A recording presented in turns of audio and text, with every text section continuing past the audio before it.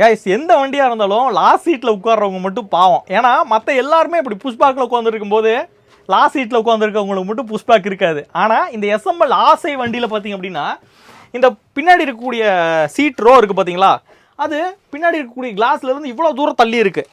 இதுக்கு 2 முக்கியமான விஷயம் வந்துருக்கு. அது என்னென்னா, இப்போ இந்த சீட்டு பின்னாடி இருக்கக்கூடிய ரோலையும் வந்து புஷ்பேக் அப்படின்றது கொடுத்துட்டாங்க. இதுவுமே வந்து நல்ல ஒரு புஷ்பேக் வந்து இருக்குது. ஸோ 2வது பார்த்தீங்க அப்படின்னா இங்கே ஒரு பாக்ஸ் மாதிரி தெரியுது பார்த்தீங்களா, இது வந்து ஸ்டோரேஜ் பாக்ஸ். கிட்டத்தட்ட 1450 லிட்டர் பூட் ஸ்பேஸ் அப்படின்றது இதில் கொடுத்துருக்காங்க. பின்னாடி இருந்து ஓப்பன் பண்ணி பார்த்தோம்னா தெரியும். இந்த அளவுக்கு ஒரு ஸ்பேஸ் அப்படின்றது உள்ளே வந்து 12+1 12 பேர் ஒரு ஃபேமிலியில் வந்து ஏதாச்சும் ஒரு லாங் ட்ராவல் பண்ணுறாங்க அப்படிங்கும்போது அவங்க ட்ராவல் பண்ணாங்கன்னா அவங்க லக்கேஜ் எல்லாத்தையும் கொண்டு போய் பின்னாடி வந்து ஃபுல் பண்ணிட முடியும். ஃபுல் பண்ணிவிட்டு உள்ளே வந்து ஃப்ரீயாக உட்காந்துட்டு போகிறதுக்கு அளவான ஒரு ஸ்பேஸிங் அப்படின்றது பின்னாடி வந்து கொடுத்துருக்காங்க. அது மட்டும் இல்லாமல் ஈவன் இந்த சீட்ஸ் எல்லாம் முன்னாடி வந்துருச்சு, பின்னாடி பாக்ஸ் இருந்தாலும் இந்த பாக்ஸுக்கு மேலே இந்த இடத்துலையும் வந்து நிறையா வந்து உங்களால் லக்கேஜ் அப்படின்றத வைக்க முடியும். அப்போது இந்த வண்டியோட பேலோடு மட்டுமே 2230 அப்படின்ற ஒரு பேலோடு வந்து கொடுத்துருக்காங்க கிலோவில்.